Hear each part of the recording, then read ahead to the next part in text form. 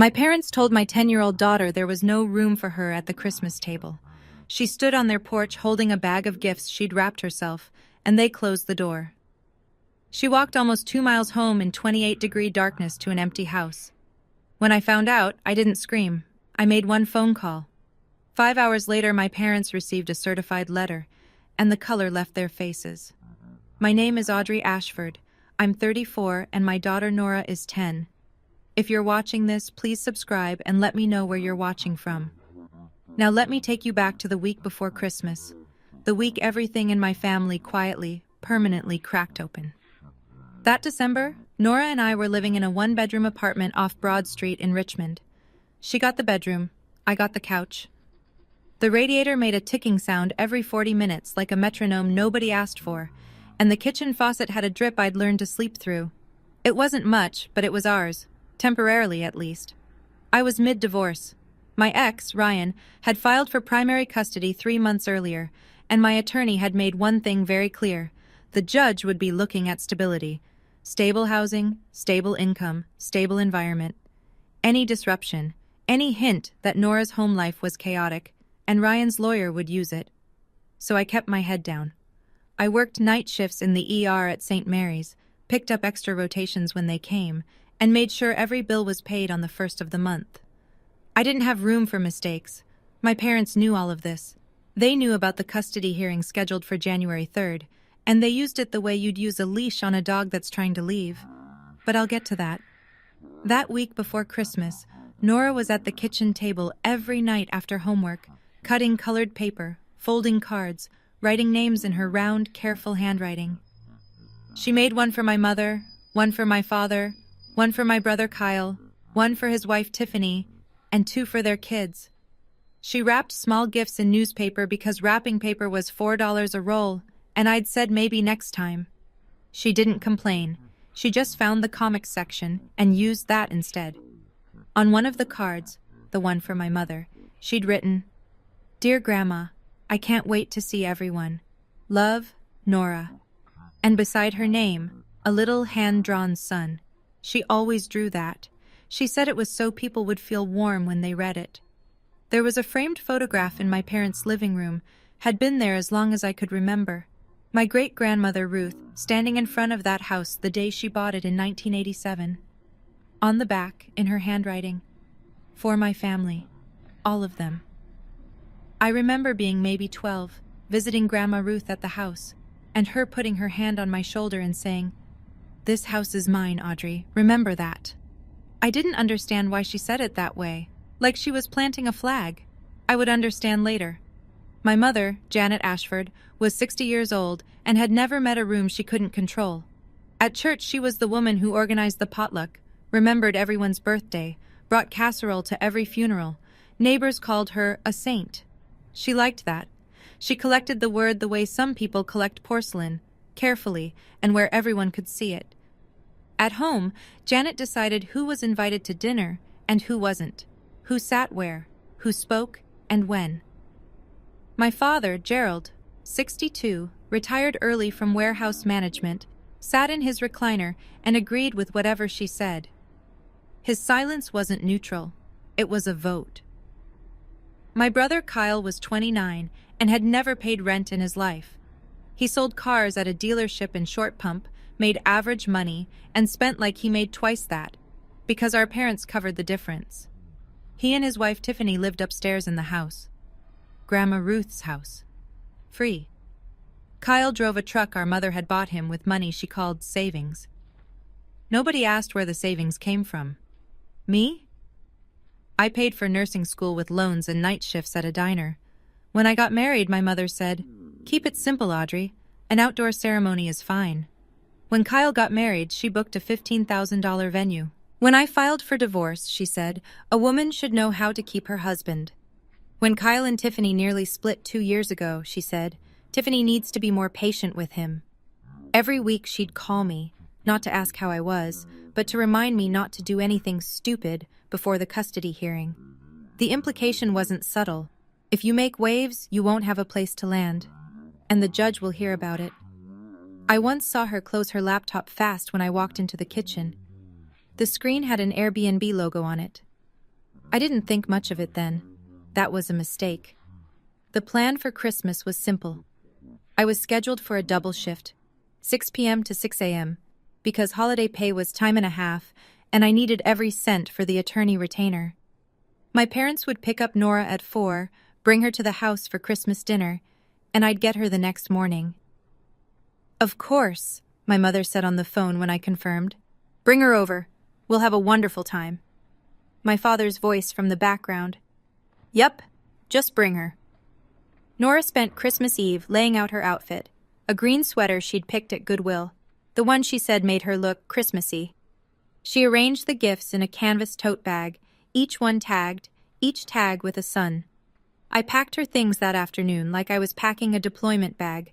Heavy coat, wool hat, gloves, scarf. I slipped a granola bar into her pocket in case dinner ran late, and I put something else in there, an old phone of mine. No data plan, no apps, just the ability to make calls. I'd programmed 2 numbers into it, mine and Maggie's. Maggie Cole was my best friend, a nurse on the same floor at St. Mary's. She'd known Nora since birth. If anything happened and I was elbow deep in a trauma case with no signal, Nora could reach Maggie. "Just in case," I told Nora. "If you can't get me, call Maggie." Nora tucked the phone into her coat pocket and smiled. "Mom, relax. It's just Grandma and Grandpa's house." At 3:45 p.m. on Christmas Day, I kissed her forehead in the hospital parking lot, watched her climb into my mother's car with her bag of gifts and her green sweater and her little sons. And I walked into the ER. That was the last time I saw my daughter smile for days. Everything I'm about to tell you comes from 3 sources. What Nora told me afterward, the voicemail she left on my phone, and the call log on the old phone I'd given her. I wasn't there. I was starting an IV on a 60-year-old man having chest pains when it happened. But I've heard the story enough times now that I can see it, every detail, like I was standing on that porch myself. 5:15 p.m. My mother's car pulled up to the house. The windows were glowing, garland on the railing, the front door wreath my mother bought new every year. Inside, laughter, the Nat King Cole Christmas album she always played, and the smell of roast turkey and rosemary stuffing drifting out through the weather stripping. Nora walked up the steps with her tote bag. My mother let her in. Nora stood in the hallway, hearing voices from the dining room. Kyle, Tiffany, the kids, Gerald. She started to take off her coat. Then my mother went into the kitchen. Nora heard low voices. Her name, Kyle's voice, then my mother's. Then nothing for a minute. 5:30 p.m. My mother came back out. Her face had changed. The warmth was gone, replaced with that polite, practical expression she wore when she was about to say something cruel and call it reasonable.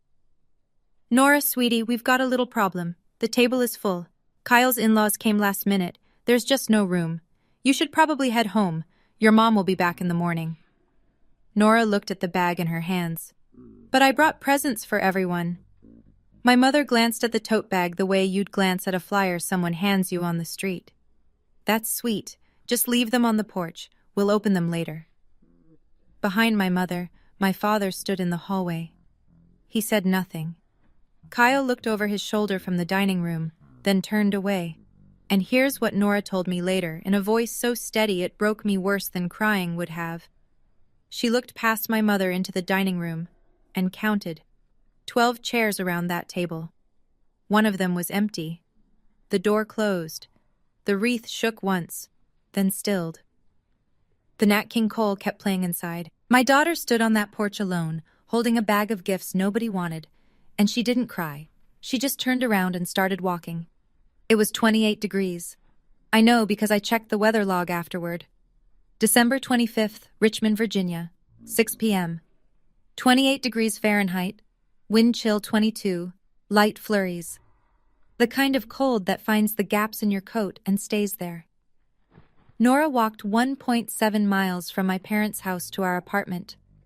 I mapped it later on my phone, standing in the kitchen, staring at the little blue line on the screen like it could explain something. 1.7 miles. Past houses with wreaths and electric candles in every window. Past living rooms where families were sitting together. down Mechanicsville Turnpike where the streetlights are spaced too far apart and the sidewalk disappears for a stretch near the auto shop. She carried the tote bag the whole way, every gift. She didn't leave them on the porch like my mother told her to. She brought them home. The newspaper wrapping was damp from the snow by the time she got inside. The apartment was dark. I'd turned the heat down to 60 before I left. No point warming an empty place, I'd thought, since Nora would be at my parents' house all evening. She unlocked the door, turned on one lamp, and sat on the edge of her bed in her coat. She tried to call me at 5:43. No answer. I was in a trauma bay. She called again at 5:45. Voicemail. At 5:47, she called Maggie. Maggie picked up on the second ring. She told me later that when she heard Nora's voice, calm, small, precise, she grabbed her keys before the sentence was finished. At 5:52, Nora left me a voicemail. 23 seconds. I've listened to it more times than I'll ever admit. Mom, Grandma said there's no room. I walked home. I'm okay. I'm in the apartment. Merry Christmas, Mom. Maggie pulled into our parking lot at 6:02. She took a photo when she walked in. I have it. Timestamp, 6:02 p.m. Nora sitting on the bed, still wearing her coat, the tote bag of gifts on the floor beside her. One lamp on, the rest of the apartment dark. Maggie wrapped Nora in a blanket, turned the heat up, and drove her to Maggie's house for the night. By 6:30, Nora was eating leftover lasagna at Maggie's kitchen table with Maggie's cat in her lap. She was safe. But I didn't know any of that yet. I was still in the ER, checking vitals, charting notes, assuming my daughter was sitting at my parents' table, opening gifts beside a Christmas tree in a warm house full of people who loved her. I checked my phone at 10:32 p.m. during my 15-minute break. 3 missed calls from Maggie, 1 voicemail from Nora, 0 calls, 0 texts from my mother, 0 from my father, 0 from Kyle. I listened to the voicemail first. 23 seconds. I stood in the staff break room with my back against a cold steel locker and listened to my 10-year-old daughter wish me Merry Christmas from an apartment she should never have been in that night. Her voice was steady, a little thin, not crying, worse than crying because it meant she'd already decided this was something she was supposed to handle on her own. I played it again, then one more time because some part of me was waiting for it to stop being real. Then I called Maggie. She answered immediately. She's fine. She's asleep. She's at my place. And then, quietly, Audrey. She walked home, alone, in the dark, on Christmas. Maggie had already sent me the photo by text. I opened it. My daughter, still in her coat, sitting on the bed, one lamp on, that bag of gifts on the floor. Timestamp, 6:02 p.m., December 25th. I looked at that image for a long time. I looked at the way the light hit only half her face, and the way the rest of the apartment behind her was just nothing. Dark furniture, no tree, no music, no people. I said, "Thank you, Maggie. I'll finish my shift." She paused.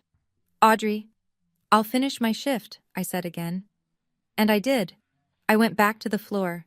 I charted meds and changed dressings and spoke to patients in the calm, even voice they train you to use when everything is falling apart and you are the one person in the room who cannot afford to show it. I did not call my mother. I did not call my father. I did not call Kyle. There was nothing left to discuss. From that point on, there was only paperwork. When my shift ended at 6 a.m., I sat in my car in the hospital garage for maybe 4 minutes, engine running, heat on, phone in my hand. I scrolled through my contacts and stopped at one name. Ruth Ashford. I didn't call yet. Not at 6 in the morning. But I would. And when I did, things would begin moving in a direction my parents had never once imagined, because they had spent 18 years in a house they thought was theirs, and they had never bothered to read the paperwork that said otherwise. My mother called me at 8:14 the next morning, December 26th. I know the exact time because I was recording. Virginia is a one-party consent state. That means as long as one person in the conversation knows it's being recorded, it's legal. I knew. I pressed record before I pressed answer. I'd learned that much from working intake in the ER. When things are about to go sideways, you document first and feel later. Audrey. Her voice was light, almost cheerful. I heard Nora went home last night. I'm not sure what happened. I told her to wait 10 minutes while I rearranged things, and she just left. You know how kids are. So dramatic. I let the silence sit for 3 full seconds. Then, Mom, Nora called me at 5:52. She said you told her there was no room. She walked home. Shift. I heard it. A recalibration. The gears turning behind that polished voice. Well, it was chaotic, Audrey. Kyle's mother-in-law showed up last minute. I had to make a decision. What was I supposed to do? Kick out an elderly guest for a child? You kicked out a 10-year-old. Silence. 4 seconds this time. Then Janet's third gear. Offense. Don't start with me, Audrey. I have been supporting you through your mess, housing you, watching your child, covering for you, and this is the thanks I get? You're just like your father's side. Ungrateful, every one of you. Her voice was climbing now, not loud, but sharp. The way a blade doesn't need to be big. And let me tell you something. If you make this into a thing, don't expect us to show up at your custody hearing. Don't expect a roof. Don't expect anything. 7 minutes and 23 seconds. I recorded all of it, including the last thing she said before she hung up. The thing she probably thought was a threat, but that I filed away as evidence. You do anything stupid, Audrey, and I will make sure that judge knows exactly what kind of mother you are. I set the phone on the kitchen counter. I looked at the recording file. 7:23, December 26, 8:14 a.m., and I saved it to a folder I'd just created. I named the folder Receipts. Kyle started texting at 8:45, not a phone call. That would require hearing my voice, and Kyle had never been comfortable with anything that couldn't be done from a safe distance. 8:45 a.m. Mom told me you made a big deal about last night. Seriously? 8:47 a.m. Nora is fine. Kids walk home all the time. Stop being dramatic. 8:52 a.m. You need to apologize to Mom. She's crying. 9:01 a.m. If you push this, I swear I'll tell your ex's lawyer you're unstable. I didn't respond to any of them. I screenshotted every single one. Each one went into the folder. By mid-morning, the machine was running. Janet had already called her sister, my Aunt Diane, and delivered her version. Audrey abandoned Nora at our house, then blamed us for it. Aunt Diane called me at 10:15, voice soft with concern that wasn't really for me. Sweetie, your mom is just devastated. Can't you let this go? It's Christmas.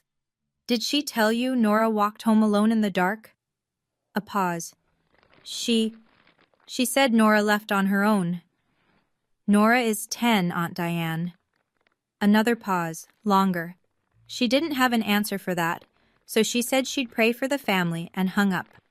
I was putting my phone down when it buzzed one more time. Kyle again. But this message was different. The kind of mistake that only happens when someone is texting 2 conversations at once and sends the wrong one to the wrong person. 9:22 a.m. from Kyle, meant for Janet. Don't worry, Mom, she won't do anything. She needs us for the custody thing. She's trapped. I read it twice, then I screenshotted it, opened the receipts folder, and saved it right below the others. He was right about one thing. I did need them. For 9 more days. The custody hearing was January 3rd. After that, the leash came off. But Kyle didn't know about the leash. He only knew about the trap. And people who think you're trapped, stop watching what they say. I should give you some history, because what happened at Christmas didn't come out of nowhere. It was the loudest note in a song that had been playing my entire life. In the Ashford family, there were 2 kinds of children, the investment and the expense. Kyle was the investment, I was the expense. Kyle dropped out of community college after 3 semesters. My parents had paid every dime of his tuition. I put myself through nursing school on federal loans and a waitressing job that left my feet swollen by midnight. When I graduated, my mother said, "Well, at least you finished something." When Kyle got a job selling cars, she threw him a dinner party. When I got married, Janet told me to keep it simple. An outdoor ceremony is fine, Audrey. No need to go overboard. Budget. Whatever I could scrape together. When Kyle married Tiffany 2 years later, my mother booked a venue with a chandelier and a 3-tier cake and wrote a check for $15,000. She called it an investment in his future. When my marriage fell apart, she said, "A woman should know how to keep her husband." When Kyle and Tiffany nearly separated, that bad stretch with the credit card debt, she said, "Tiffany needs to learn patience." And then there was how they treated Nora. Kyle's 2 kids, Braden, 5, and Harper, 3, were my babies. Janet posted them on Facebook every week, matching outfits at Easter, pumpkin patch in October, my mother's grandchildren front and center. Nora was Audrey's kid, or sometimes just the girl. Last Christmas, the one before this, Nora had been placed at a folding card table in the hallway while everyone else sat at the main table. When she asked why, my mother said, "The big table is for immediate family, Nora." Nora looked at her. "Am I not immediate family?" My mother changed the subject. I swallowed it. I was 2 months into the divorce filing, sleeping on a couch, and terrified that one wrong move would cost me my daughter in family court. So I swallowed it the way I'd been swallowing things from that family for 30 years. But someone else heard about that moment. Through a phone call I didn't even know had happened. Grandma Ruth. She'd heard, and she hadn't said a word. Not yet. She was waiting. I just didn't know for what.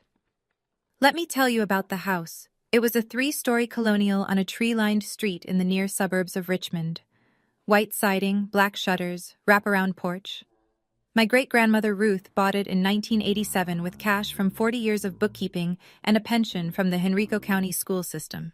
She raised her son, my grandfather, there. When he passed in 2003, she stayed another 2 years. In 2005, she set up a living trust, put the house in it, and named herself trustee. The trust document had one guiding clause I wouldn't read until much later. The property shall serve the family, all members, without exclusion. In 2012, Grandma Ruth moved to a nursing home in Charlottesville. Janet and Gerald moved in. No lease, no rent. Just a verbal understanding that they'd look after the place. Kyle and Tiffany took the upstairs 3 years after that. Also free. Also no lease. 18 years my parents had lived in that house without paying a dollar. And somewhere along the way, they'd started talking about it like it was theirs. Our home. The family home. The house we've poured our lives into. As if the woman who actually bought it, the woman sitting in a nursing home 60 miles away, had simply vanished. But there was the basement.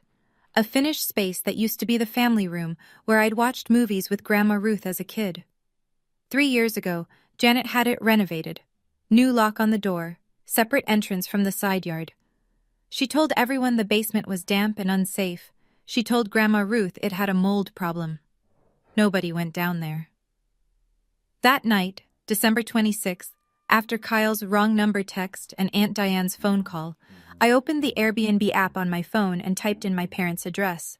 It took 4 seconds. Cozy Basement Suite, Richmond, Virginia. 47 reviews, Superhost badge, $89 a night. Host name, Janet A. I scrolled through the listing photos, and there it was, Grandma Ruth's old basement, the one with the wood-paneled walls and the brick fireplace. New furniture, new linens, a little basket of toiletries on the nightstand. 47 5-star reviews in a house that didn't belong to her. In a basement she'd told a 90-year-old woman was too dangerous to enter. I screenshotted everything. The listing, the reviews, the pricing, the host profile. Timestamp, December 26, 11:30 p.m. Then I closed the app, set my phone on the kitchen counter, and sat in the quiet for a long time. Tomorrow morning, I was going to call Grandma Ruth. I called at 7:15 a.m. on December 27th. Early, but Grandma Ruth had been a dawn riser her whole life, and the nursing home staff told me once she was usually dressed and reading by 6:30. She picked up on the third ring, that voice, hoarse, thin, but precise in a way that age hadn't touched. Like a blade that had been sharpened so many times it was narrow, but still cut clean. "Audrey, you're calling early. What happened?" I told her. All of it. Nora at the door, the no-room excuse, the walk home, the dark apartment, the voicemail. Grandma Ruth went silent. Not the silence of someone who didn't hear. The silence of someone counting. I waited. 10 seconds. I know because I counted too. Then she spoke, and her voice hadn't changed a fraction. "That house has 12 chairs and a table that seats 14, Audrey. I bought every single one of them." I told her about the Airbnb listing, the basement, the 47 reviews. The $89 a night under Janet's name. Another silence. 5 seconds this time. So she is making money off my house and turning away my great-grandchild at the door on Christmas. It wasn't a question. It was a verdict. Audrey, do you have that screenshot? The listing? Yes, ma'am. Good. I'm calling Martin this morning. Martin Haywood, Grandma Ruth's estate attorney in Charlottesville. He'd set up the trust in 2005 and handled every update since. I'd met him once, years ago, quiet, careful, the kind of man who wore the same gray suit every day and never forgot a clause. Before she hung up, Grandma Ruth said one more thing. I already knew something was wrong, Audrey. Last Christmas, Nora called me to say Merry Christmas, and she told me, Grandma Ruth, I sat alone at the little table. I asked Janet about it. Janet said Nora preferred it that way. A breath. I believed her. I will not believe her again. That morning, while my mother was posting leftover Christmas photos on Facebook, the ones from the dinner table Nora wasn't allowed to sit at, captioned Blessed Family Time, a woman 90 miles away in a Charlottesville nursing home was on the phone with her attorney, and the clock had started. Martin Haywood called me at 2:15 that afternoon.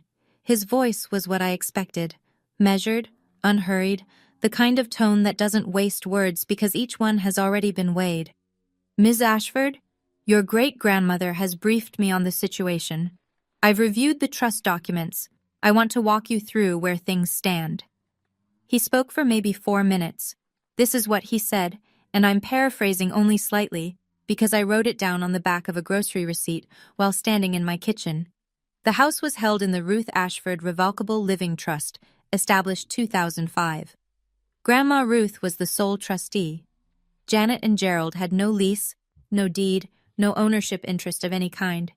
They were what the law calls permissive occupants, people allowed to stay at the owner's pleasure, and that pleasure could be revoked with 30 days written notice. Virginia statute, black and white. Your grandmother has instructed me to do 2 things, Martin said. First, prepare a 30-day notice to vacate, addressed to Janet and Gerald Ashford. Second, draft an amendment to the trust, removing Janet and Gerald as beneficiaries and naming you as sole beneficiary, with Nora as contingent beneficiary. I leaned against the counter. How soon? The notice will go out by certified mail tomorrow, December 28th. I'll bring the amendment to your grandmother's facility tomorrow morning for signature. I've already arranged a notary and 2 witnesses from the nursing home staff. I said yes. Then he added something that made me grip the edge of the counter. Ms. Ashford, there's the secondary matter. If Janet has been generating rental income from trust property without the trustee's knowledge or consent, that may constitute conversion of trust property income. I'll need you to send me everything you have. The listing, the screenshots, the reviews, all of it. I sent the folder that night. Every screenshot, every timestamp, labeled and organized the way I label patient charts. Because when you've spent a decade in medicine, you learn that documentation isn't just a habit, it's a survival skill. Martin's reply came at 9:47 p.m. Received. This is comprehensive. We'll proceed in the morning. Somewhere in Richmond, my mother was probably watching television in a house she didn't own, sleeping in rooms she hadn't paid for, spending money she'd skimmed from a basement she'd lied about. And she had no idea that by this time tomorrow, her name would be crossed off a legal document and replaced with mine. December 28th. I drove to Charlottesville with Nora in the back seat. 1 hour on I-64, winter sun flat and white through the windshield. Nora didn't ask where we were going. I'd told her we were visiting Grandma Ruth, and her face had lit up the way it used to before Christmas, stopped being a word that made her happy. The nursing home smelled like it always did, lemon disinfectant and cafeteria coffee, and something floral the staff sprayed in the hallways that never quite covered the rest.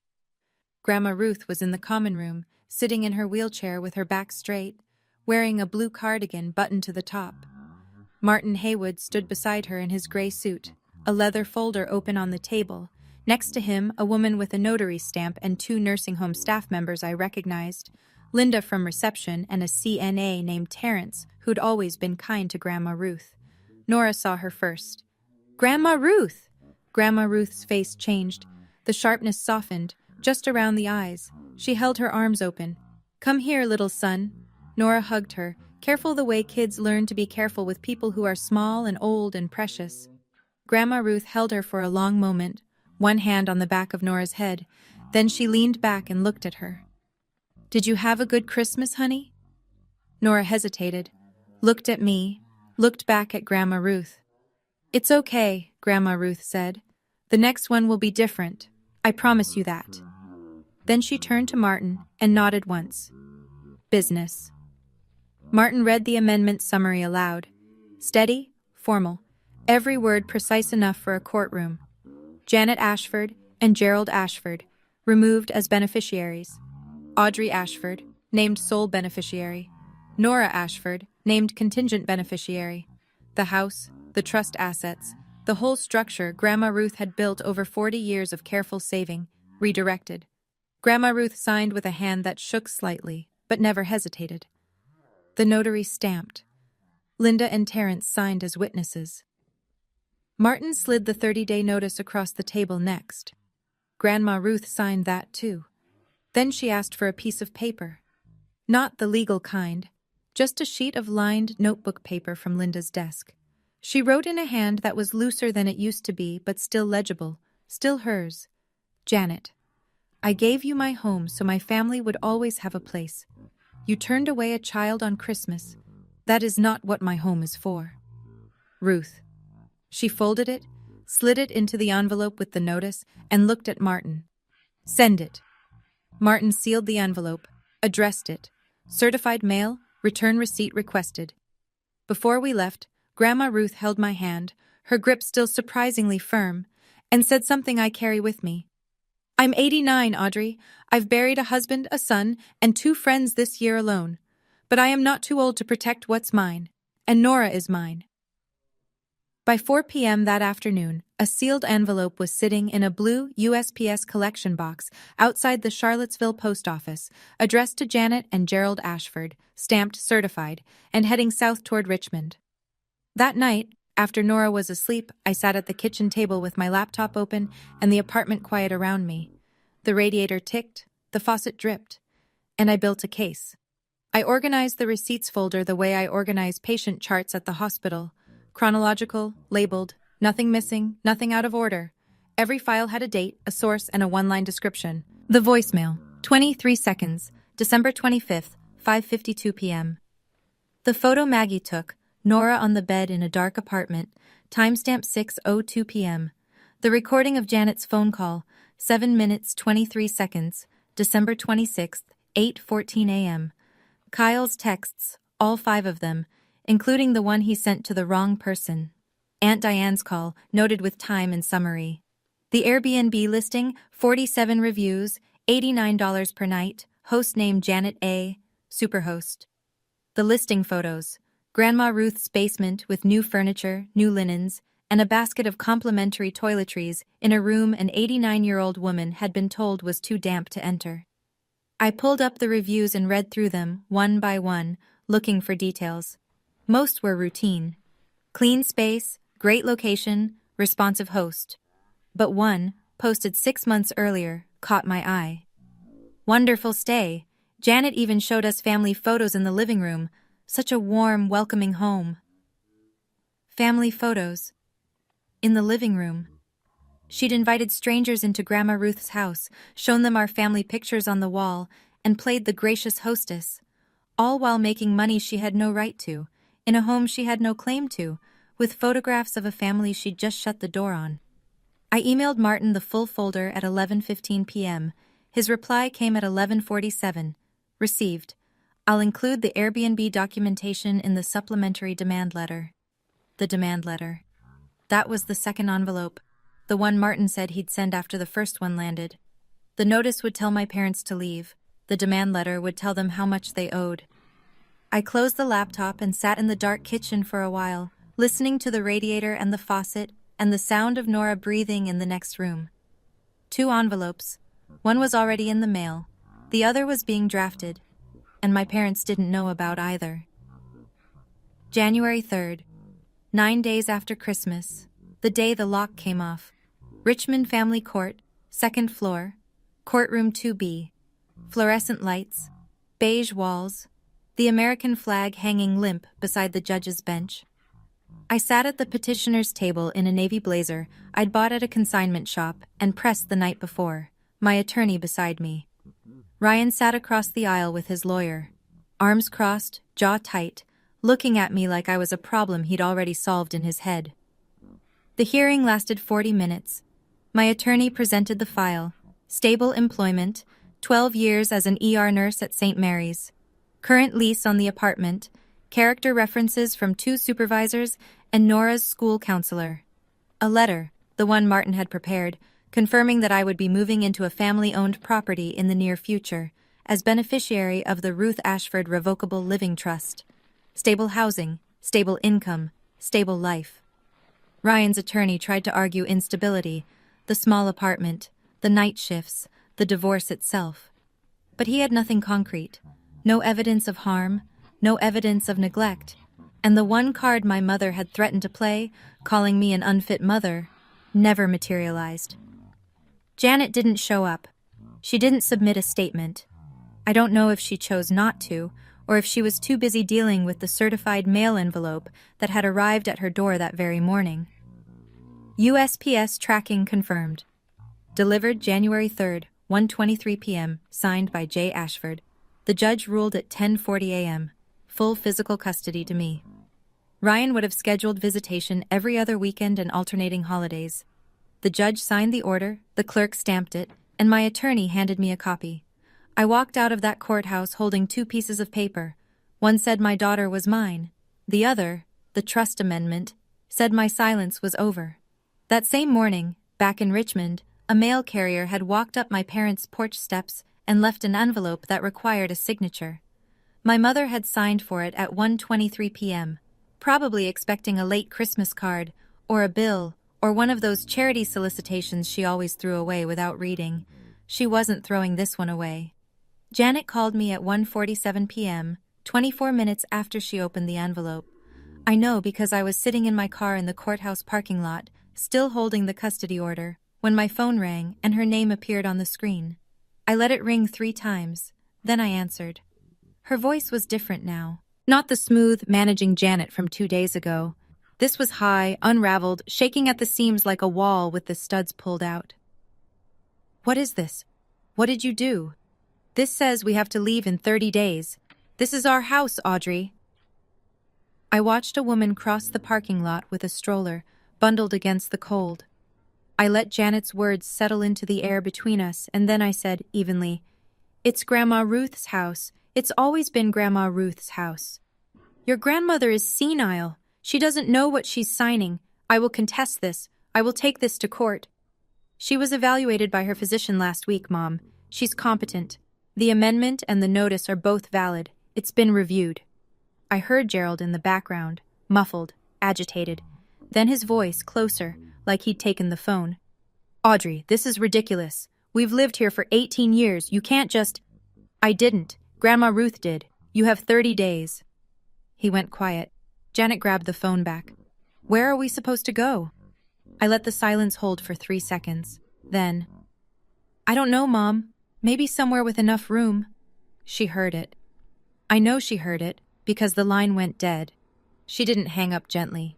She hung up the way people do when the ground shifts under them, and they don't know yet whether it's an earthquake or just the beginning of one. The USPS certified mail receipt was already on file with Martin's office. Delivered, signed, time-stamped. The 30-day clock had started, and there was no unsigned version of that letter, no take-back, no, "let's talk about this over dinner." Just a legal document in a sealed envelope with a handwritten note from an 89-year-old woman who remembered exactly how many chairs were around that table. I started the car, pulled out of the courthouse lot, and drove to pick up my daughter from school. I need to pause here for just a second, because I know some of you are watching this and you've felt it. That moment when someone tells you there's no room for you. If that's you, drop it in the comments. And if you haven't subscribed yet, now's a good time. Because what Janet did next, I still can't believe it. Let me keep going. My mother's first instinct wasn't to apologize. It wasn't to call Grandma Ruth. It wasn't even to call a lawyer. Not yet. Her first instinct was to perform. January 4th, one day after the notice arrived, Janet posted on Facebook. Public. Not friends only. Public. She wanted reach. Please pray for our family. Our eldest daughter has been manipulating her elderly grandmother, a 89-year-old woman in a nursing home, to take away our home. We have poured our hearts and our lives into this house for nearly 2 decades. We are devastated. Please keep us in your thoughts and prayers. 67 reactions, 34 comments, hearts, crying faces, praying hands. Oh, Janet, how awful. Stay strong, honey. Some children don't know what they have until it's gone. One woman from Janet's church group wrote, "This is just heartbreaking. Your family is in our prayers." 3 people called me heartless without knowing my name. Not one of them knew a child had walked home alone in the dark because of the woman they were praying for. Kyle jumped in, his comment pinned under the post, "My sister is trying to steal our inheritance. Don't be fooled." Then Janet called the pastor, Pastor Whitfield, a kind man, genuinely, but a man who only ever heard one side of anything that happened in my mother's orbit. He called me that evening, voice careful, measured. "Audrey, your mother is really struggling. Maybe we could all sit down and—" "Pastor Whitfield, did my mother tell you she turned my 10-year-old daughter away from Christmas dinner?" Pause. She said it was a misunderstanding. I have the voicemail my daughter left me from an empty apartment that night. It's 23 seconds long. Would you like to hear it? He didn't answer that question. He said he'd pray for the situation. I thanked him and hung up. I screenshotted the Facebook post, the comments, Kyle's reply, the timestamps. All of it went into the receipts folder. I did not post a response. I did not comment. I did not correct a single person publicly. There would be a time for the truth to be heard, but it wouldn't be on Facebook, and it wouldn't be on my mother's terms. Martin was already drafting the second letter. The first week of January felt like standing in an open field while something circled overhead. 4 relatives called me in 5 days. Every one of them had talked to Janet first. Every one of them used the same script, like they'd been handed a pamphlet at the door. "Just apologize, Audrey. Think about your parents' age. You're tearing this family apart." Aunt Diane called again. "Sweetie, can't you just come to dinner and sort this out? Your mom is beside herself." I said, "Diane, did she tell you about the Airbnb listing? The one where she rented out Grandma Ruth's basement for 3 years without telling her?" Diane went quiet.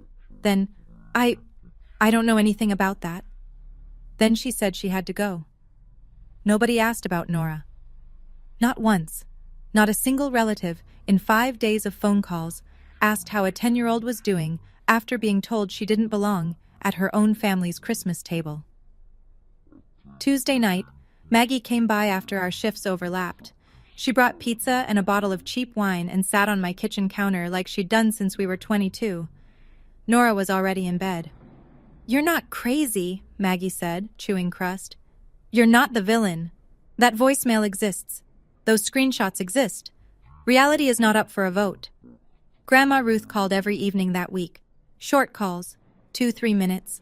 Her voice steady like a handrail on a staircase you're afraid to climb. "Martin is handling it. You just hold on." One night, she told me something I hadn't heard before. In 1978, my mother-in-law told me I wasn't welcome at Thanksgiving dinner. She said I didn't cook well enough to sit at her table. I was 28 with a baby. I remember the walk to the car. I remember the cold. Her voice thinned, just slightly. I swore no woman in my family would feel that again. I'm keeping that promise. That same night, I was tucking Nora in when she said it. Quiet, not dramatic, not tearful, just the words, laid on the pillow like a question she'd been carrying too long. "Mom, does Grandma not like me because I'm a problem?" I held her. I held my daughter in that small bedroom with the radiator ticking and the city humming outside, and I said, "You are not a problem. You have never, ever been a problem." She nodded into my shoulder. She didn't ask again. But I lay awake that night staring at the ceiling, and I made a decision that was already made. This would never happen to her again. Not from them. Not from anyone. Janet hired a lawyer in the second week of January. Not an estate attorney, not a trust specialist. a general practitioner from a strip mall office off Midlothian Turnpike, whose website had a stock photo of a gavel and the tagline, "Fighting for Your Rights." His name was Gary Luskin, and his first move was to send Martin a letter on letterhead, so thin you could read through it. My clients, Janet and Gerald Ashford, have established continuous residency at the above address for 18 years. They have maintained the property, paid utilities, and made improvements consistent with an implied tenancy. The 30-day notice issued by your client is defective and unenforceable. Martin called me the next morning. If I hadn't known him, I might have mistaken his tone for boredom. But it wasn't boredom. It was the calm of a man who'd been doing this for 3 decades and had seen this letter 100 times before. Implied tenancy requires evidence of rent payment or a written lease. Your parents have neither. They are permissive occupants. The notice stands. Martin's reply to Luskin was 4 pages. Attached, a certified copy of the trust deed showing Ruth Ashford as sole owner and trustee. A physician's letter from Dr. Rivera at the nursing home confirming Grandma Ruth's cognitive competency. The signed, notarized trust amendment. And, like a grenade tucked politely into the last exhibit, a summary of the Airbnb listing, the Superhost badge, the 47 reviews, and an estimated income calculation. The final paragraph of Martin's letter read, "Should your clients wish to dispute this notice in court, we are prepared to file an unlawful detainer action. We also intend to pursue a separate claim for conversion of trust property income in the estimated amount of $52,000. We welcome the opportunity to present the Airbnb revenue documentation before a judge." Martin told me what happened next. Luskin called him, not in writing this time, on the phone. The bluster was gone. "Mr. Haywood, I need to be honest with my clients. If you can prove that Airbnb income..." Martin: "It's on the internet, Mr. Luskin. It has 47 reviews." The line went quiet for a long time after that. Then, Luskin said he'd advise his clients to consider their options. 2 days later, I learned from Kyle that Janet's lawyer had strongly recommended she not contest the notice. She fired him anyway. Not because he was wrong, because he'd said a thing she didn't want to hear out loud. Kyle called me on a Wednesday in mid-January. I almost didn't answer. Not out of spite, but because his name on my screen had come to feel like a weather alert for a storm I was already standing in. But I picked up, and the voice on the other end was different. The swagger was gone. What was left sounded like someone who'd just done the math and didn't like the total. "Audrey, listen. I didn't know about the Airbnb thing. That was all Mom. I just live here. You can't put me out on the street. I have 2 kids. Kyle, you've lived in a house you don't own, rent-free, for 5 years. You told me I was trapped. You threatened to call my ex's lawyer. And you sat at that table on Christmas while your 10-year-old niece was told there was no room for her. Don't call me about your kids." Silence. Then the old Kyle flickered back. "This is insane. You're using an old woman to get back at us. Grandma Ruth doesn't even know what she's signing." She knew exactly what she was signing. She said 12 chairs and a table for 14. She counted. She remembers. He hung up. 20 minutes later, I saw the message on the family group chat. "Kyle, in all caps, Audrey is destroying this family. She has turned great-grandma against us. This is elder abuse. Elder abuse. Because a 90-year-old woman had decided to protect a 10-year-old one." I screenshotted it, sent it to Martin. His reply was 2 sentences. "Noted. Mrs. Ruth's physician affidavit and the notary witnesses will address any competency challenge. Let them file if they'd like." What Kyle didn't know, what none of them knew, was that Grandma Ruth had already anticipated this. Back on December 28th, when Martin brought the amendment to the nursing home, he'd also brought a signed affidavit from Dr. Rivera. It stated, in medical language, that left no room for reinterpretation, that Ruth Eleanor Ashford was alert, oriented to person, place, time, and situation, and fully competent to manage her legal and financial affairs. Dated, signed, notarized, filed with the trust documents. My mother called me a manipulator. My brother called it elder abuse. But the paper trail told a different story. And paper doesn't flinch when you raise your voice at it. At the end of January, 3 weeks into the 30-day notice, Janet drove to Charlottesville. I wasn't there. I didn't learn the details until Grandma Ruth told me that evening, and Martin confirmed the rest through the nursing home's incident report, which he'd requested a copy of. So I'm telling you what happened the way it was told to me, by two people who had no reason to embellish. Janet walked into the nursing home lobby at 11:40 a.m. She was wearing what she always wore to make an impression, the beige wool coat, the pearl studs, the look of a woman who volunteered at church and expected every door to open accordingly. She approached the front desk. "I'm here to see Ruth Ashford. I'm her granddaughter-in-law." Linda, the same Linda who had witnessed the trust amendment signing, looked at her screen, then back at Janet. "I'm sorry, ma'am. Ms. Ruth has updated her visitor authorization list. Your name is not on it." Janet's smile didn't break, not right away. "There must be a mistake. I've known her for 30 years. I'm family." "I understand, ma'am, but we follow the residents' expressed wishes. I'm not able to authorize this visit." The smile cracked. Janet asked for a supervisor. The supervisor said the same thing, politely, firmly, the way healthcare workers learn to do when someone powerful is not used to being told no. Janet began to cry, or at least to produce the sounds and posture of crying. She stayed in the lobby for 12 minutes.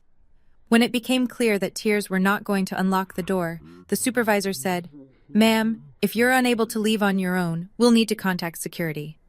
Janet left. From the parking lot, she called Gerald. I know this because Grandma Ruth heard from Linda what Janet said in the lobby on her way out, loud enough that 3 other visitors turned around. "That girl has poisoned her against us." Then Janet tried something else. She called Grandma Ruth directly. Grandma Ruth answered. She told me she let Janet talk for about 15 seconds, the usual opening. "Grandma Ruth, please, there's been a terrible misunderstanding. We love you. We would never—" Then Grandma Ruth spoke. "There was no misunderstanding, Janet. You turned away a child, my great-grandchild, on Christmas, in my house, and then you rented out my basement for money you never told me about." Janet started to stammer. "That's not— I was going to— This conversation is over. Talk to Martin." And she hung up. The nursing home visitor log, stamped, dated with Linda's initials, recorded Janet's visit and denial.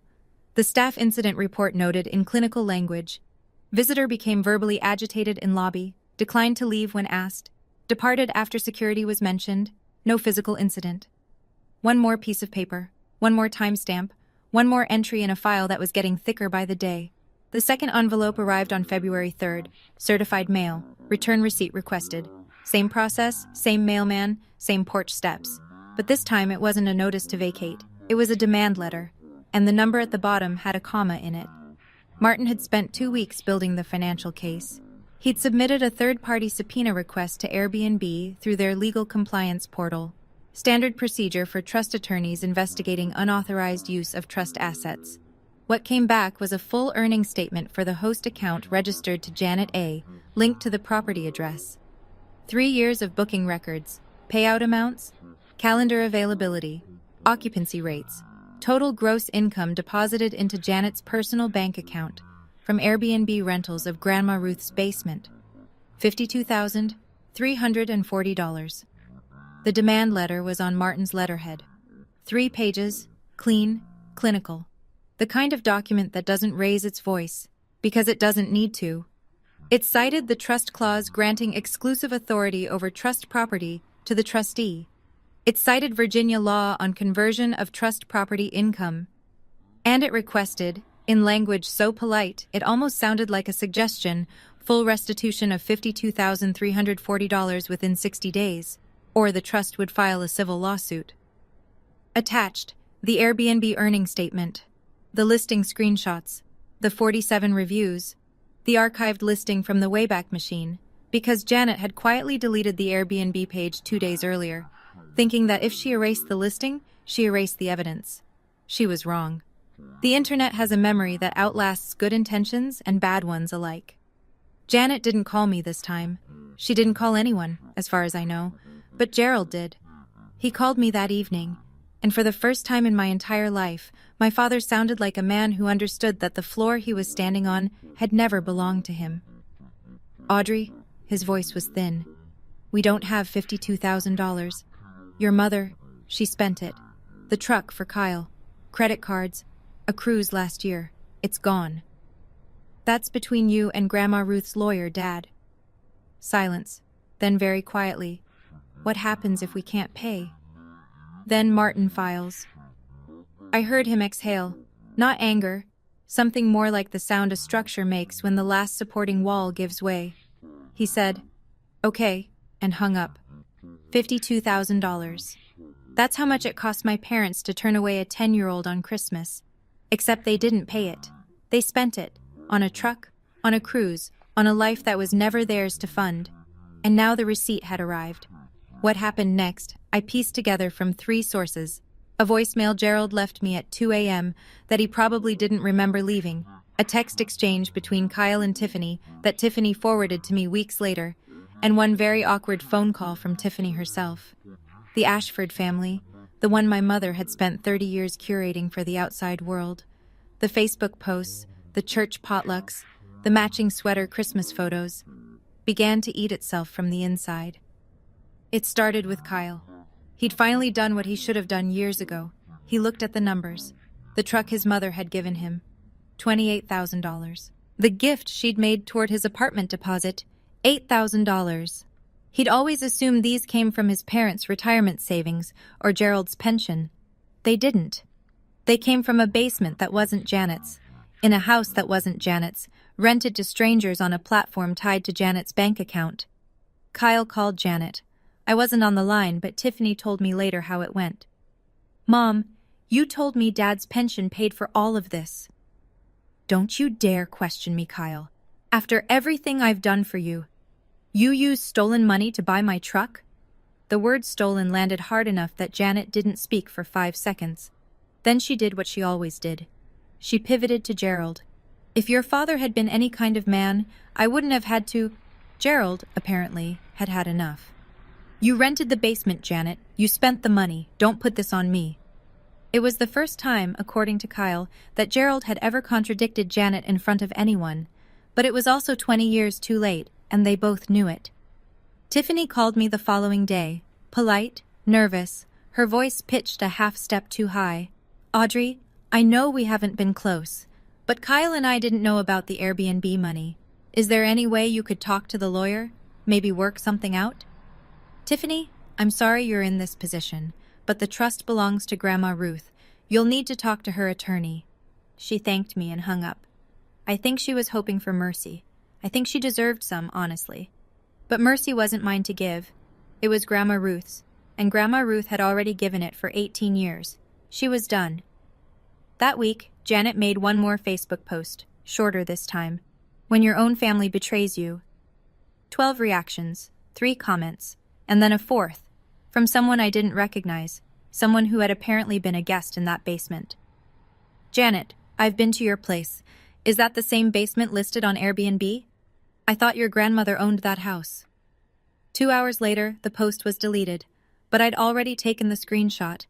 The family that had presented a united front at every Thanksgiving, every Christmas, every church potluck, the one that smiled in matching sweaters while a little girl sat alone at a folding table, was dissolving. Not because I tore it apart, because the truth did. I know this has been a lot, but we're almost to the end. And honestly, what happened on move-out day is the part even I didn't see coming. If you're still here, hit subscribe and drop a comment. Have you ever watched someone's public image fall apart when the truth finally came out? Stay with me.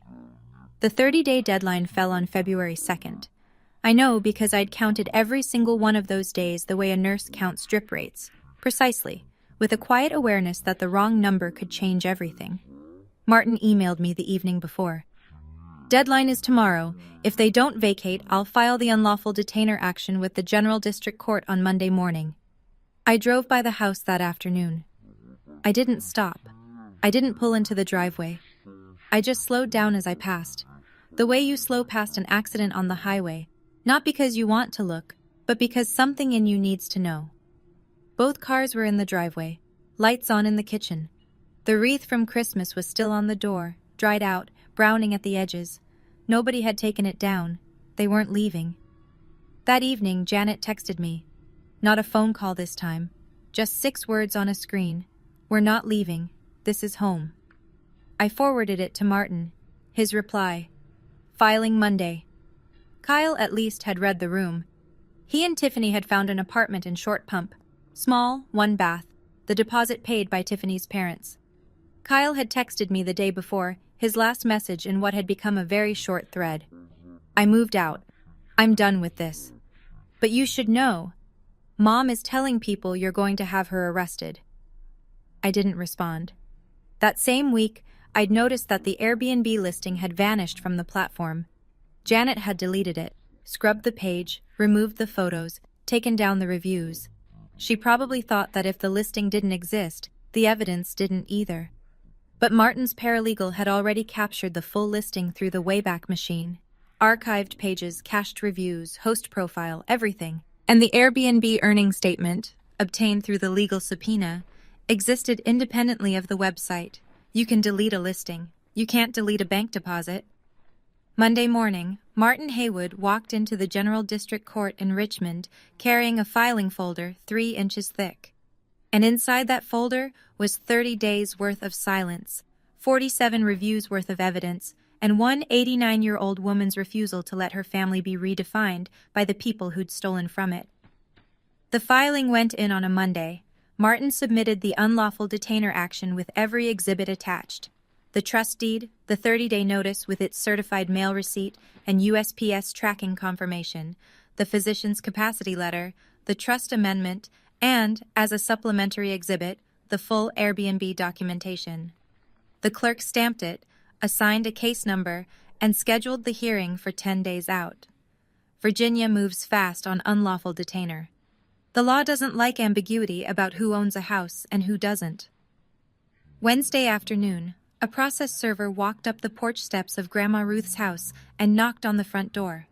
Gerald opened it. The server handed him 2 copies of the summons, one for him, one for Janet, and had him sign the acknowledgement of service. Gerald looked at the papers, then at the server, then back at the papers. His face, the server noted in the affidavit of service filed the next day, went gray. Janet wasn't home. She was at the grocery store, which meant Gerald had to deliver the news himself. I don't know exactly what that conversation looked like, and I don't need to. I know the result. Janet called Pastor Whitfield. She called Aunt Diane. She called 2 cousins. She worked the phones like she always did, pulling the levers of sympathy she'd installed over 30 years of casseroles and prayer chains. But this time, the machine didn't respond the way it used to. Pastor Whitfield told her gently that he'd spoken with me and heard the voicemail. He suggested reflection. Aunt Diane didn't pick up. One cousin asked, "Janet, is it true about the Airbnb thing?" And Janet hung up on her. And then there was Mrs. Palmer. Dorothy Palmer, 71, lived 3 doors down from Grandma Ruth's house. She'd been there almost as long as the house itself. She'd watched Janet and Gerald come and go for 18 years, and she had seen something on Christmas night that she hadn't understood until now. She called me that Thursday evening. Her voice was soft, Virginian, cautious in the way people are when they're about to say something that's been sitting in their chest for 5 weeks. "Audrey, honey, I need to tell you something. Christmas night, I was on my porch bringing in the recycling, and I saw your little girl walking down the sidewalk, alone, carrying a bag, in the cold. I almost called the police. I should have. I didn't know what was happening. I thought maybe she was going to a friend's house but it didn't feel right. It didn't feel right, and I didn't do anything, and I am so sorry."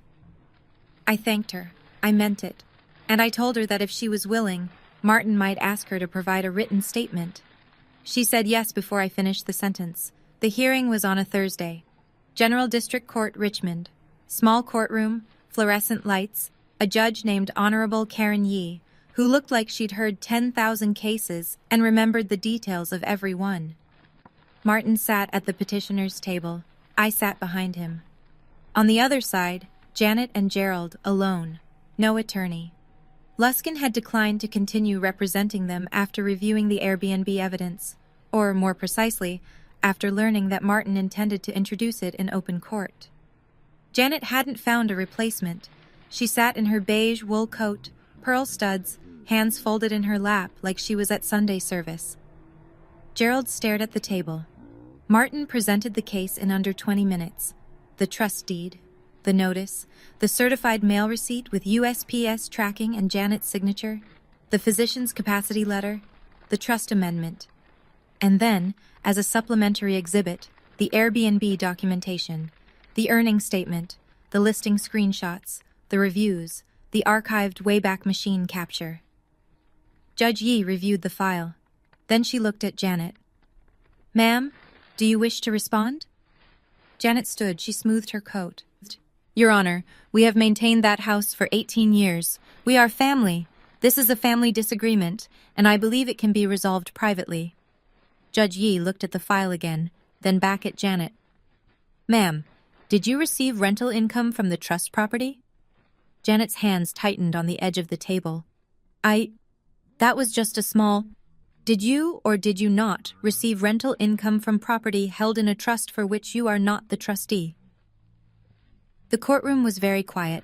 I could hear the ventilation system humming. "Yes," Judge Yee ruled in 11 minutes. Writ of possession. Janet and Gerald Ashford were ordered to vacate the premises within 10 days. Regarding the Airbnb income, the judge noted that the trust had standing to pursue a civil claim for conversion and recommended the parties either mediate or proceed to circuit court. Janet cried. Not the performative kind she'd deployed in the nursing home lobby, real tears, the kind that come when you realize the script you've been reading from your entire life doesn't have any more pages. Gerald sat beside her, hands on his knees, looking at the floor. Martin gathered his documents. I stood and walked out through the double doors into the hallway, where the light was gray and flat and unremarkable. No dramatic music, no slow-motion moment, just a woman holding a court order in a manila folder, walking toward the elevator. The judge didn't raise her voice. She didn't have to. The documents spoke for themselves. They always do, when you take the time to keep them. They moved out on a Saturday in mid-February. I know because Maggie drove past the house that afternoon. I'd asked her to, not because I needed to witness it, but because some part of me needed to know it was real. A rented box truck in the driveway. Gerald carrying lamps and boxes. Janet directing him from the porch in her coat, arms crossed, mouth align. Neighbors watched from porches and driveways, the way people do when something private becomes public. Not with glee, just with that quiet, careful attention that comes from knowing a street story just changed. Maggie told me one detail that stayed with me. Janet took everything, the furniture, the kitchenware, Kyle's old trophies from the upstairs shelf, the Christmas dishes she'd used for the dinner Nora wasn't allowed to attend. She took the curtains, she took the bathroom mirror she'd hung over the sink. But she left the photograph. The framed one, Grandma Ruth standing in front of the house in 1987, the writing on the back that said, "For my family." All of them. It was still on the wall when they locked the door behind them. Maggie sent me a text at 3:14 p.m. They're gone. I went to the house the next morning. Nora was with me. The place was cold. They'd turned the thermostat down before they left, one final small act of pettiness in a long catalog of them. The rooms were empty, dusty in the corners, sunlight falling through bare windows onto hardwood floors Grandma Ruth had picked out almost 40 years ago. I found the photograph in the living room, still hanging, slightly crooked. I took it down, wiped the glass with my sleeve, and hung it back, level, center, where it belonged. Janet and Gerald rented a one-bedroom apartment in Midlothian. $1,400 a month, first rent payment in 18 years. The unlawful detainer judgment was now part of their court record, which meant any future landlord who ran a background check would see it. Martin had informed them that the $52,340 claim remained active. If they didn't agree to a repayment plan within 60 days, the trust would file in circuit court. She took the Christmas dishes. She left the photograph. I suppose she knew which one she'd earned and which one she hadn't. We moved in at the end of February. Nora carried her backpack up the porch steps, the same steps she'd stood on Christmas night holding a tote bag full of gifts, and stopped at the front door. She looked at me. I looked at her. "This is ours?" she asked. "This is Grandma Ruth's," I said. "She's letting us take care of it." Nora nodded, like that made perfect sense to her. The way things do when you're 10 and trust hasn't been ruined for you yet, at least not permanently. She picked the upstairs bedroom, the one with the window that looked out over the backyard, where Grandma Ruth had kept a vegetable garden in the 70s. The room was bare, just walls and light, but Nora walked in and spun around once with her arms out like she was testing the space, and I stood in the doorway and watched her and didn't try to name what I was feeling because I knew if I did, I'd lose it. Martin finalized the paperwork. The trust remained in Grandma Ruth's name. She was still trustee, but I was now the named beneficiary and custodian of the property. I would pay the property taxes, maintain the house, carry the insurance. It was responsibility, not a gift. I understood the difference, and I was grateful for it. I called Grandma Ruth that evening on FaceTime. The nursing home staff helped her prop the phone on her tray table. She watched Nora taping a hand-drawn sign to her bedroom door, Nora's room with a little sun in the corner. "The little sun is home," Grandma Ruth said. That week, I enrolled Nora in an art class at the community center on Saturdays. She'd stopped drawing after Christmas, not dramatically, not as a statement, just the way light dims when you close a curtain. She stopped carrying her sketchbook. She stopped putting suns on things. The first Saturday, she came home with a sheet of butcher paper rolled under her arm. She unrolled it on the kitchen table, and I saw what she'd made. A house, with a big table in the center, and 14 chairs drawn carefully around it. Each chair had a name tag. Grandma Ruth, Mom, Co-Maggie, Mrs. Palmer, and in the middle, the chair with the best view of the window, Nora. She didn't draw herself at a little table anymore. She drew herself at the big one, and every chair had a sun on it. I also did something for myself that month, something I probably should have done years earlier. I found a therapist, not because I was broken, but because 30 years of a family like mine leaves patterns you don't even see until someone shows them to you. The first session, I sat in a chair that was nicer than any furniture in my old apartment and told a woman with kind eyes and a box of tissues that I'd spent my whole life trying to be small enough to keep the peace. She said, "And how did that work out?" I almost laughed. "It didn't." "No," she said, "it never does." In March, a letter arrived, not certified, not from a lawyer, just a regular envelope with my mother's handwriting on the front, the loops careful and deliberate the way they always were when she wanted to look composed. I opened it at the kitchen table while Nora was at school. "Audrey, I'm your mother. This has gone far enough. Can we talk?" 8 words. No apology, no acknowledgement of what she'd done to Nora, or what she'd done to Grandma Ruth, or what she'd done with $52,000 that wasn't hers. Just, "Can we talk?" As if the problem was a conversation that hadn't happened, rather than a decade of choices that had. I folded the letter, slid it back into the envelope, and put it in the receipts folder. Same folder, same system, same shelf. It lived next to the voicemail transcript and the Airbnb screenshots and the court filing and every other document that told the real story of what family had meant in the Ashford house. I didn't respond. I didn't block her number either. If she wanted to reach me, she could go through Martin. That was the boundary, and the boundary was not a punishment. It was a door that worked the way doors are supposed to. You could knock, but you couldn't just walk in and rearrange the furniture. Grandma Ruth called me the same week. She sounded tired but clear, the way she always did, like someone who had made peace with most things and was working on the rest. She said, "I'm not angry at Janet, Audrey. I'm disappointed. But I won't let disappointment stand above my great-granddaughter's safety. Not ever." Spring came slowly that year. Nora rode her bike on the sidewalk out front.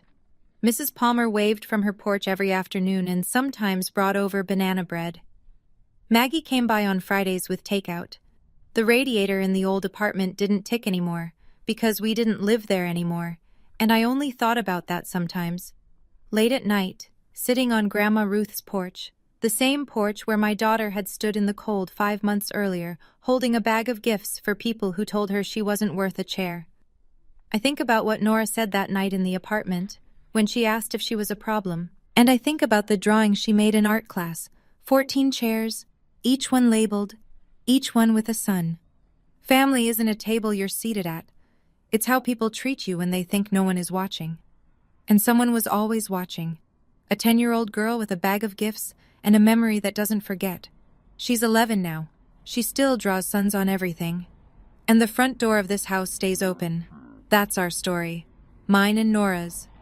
If it meant something to you, if you've ever had to choose between keeping the peace and protecting your child, or if you've ever been the kid standing at that door, I'd love to hear from you in the comments. Subscribe if you haven't already, and check the description for another story about a mother who discovered her family had been stealing from her daughter's college fund. It's just as real. Thank you for watching, and for staying until the end.